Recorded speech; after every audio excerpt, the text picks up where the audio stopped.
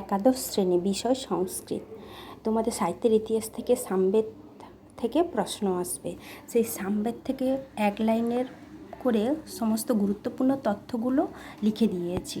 এই তথ্যগুলি খুবই গুরুত্বপূর্ণ। এই তথ্যগুলি যদি পড়ে থাকো তাহলে নিজেই উত্তর করতে পারবে সমস্ত প্রশ্নে। আশা করি একটাও প্রশ্ন তোমরা ছেড়ে আসবে না। দেখো প্রশ্নগুলি একবার দেখে নাও। 4টি বেদের মধ্যে ক্ষুদ্রতম বেদ হচ্ছে সামবেদ। 4টি বেদ কি? ঋক, সাম, যজু আর অথর্ববেদ। এই 4টি বেদের মধ্যে সবথেকে ছোট বেদ হচ্ছে সামবেদ। সাম শব্দের অর্থ কি? গান। সুর সহযোগে উচ্চারিত ঋগ মন্ত্রগুলিকেই সাম বলা হয়। গীতায় ভগবান শ্রীকৃষ্ণ নিজেকে সামবেদের সঙ্গে তুলনা করেছেন।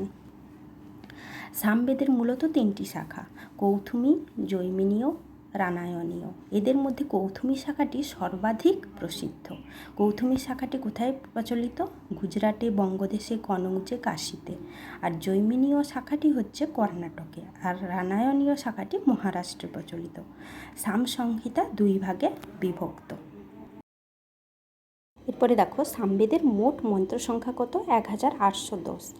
আর মতান্তরে কেউ কেউ বলে থাকেন যে 1549।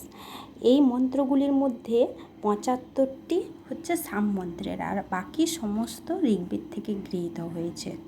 তাহলে সামবেদের নিজস্ব মন্ত্র কটি? 75টি, আর বাকি সমস্ত ঋগ্বেদ থেকে গৃহীত হয়েছে। এই পৃষ্ঠাতে আমি সমস্ত গুরুত্বপূর্ণ তথ্যগুলো লিখে দিয়েছি। দেখো সামগান কয় প্রকার, সামগানকে ভারতীয় সঙ্গীত শাস্ত্রের উৎস বলা হয়। এইভাবে গুরুত্বপূর্ণ তথ্যগুলি দেখো। এর পরের পৃষ্ঠা দেখো।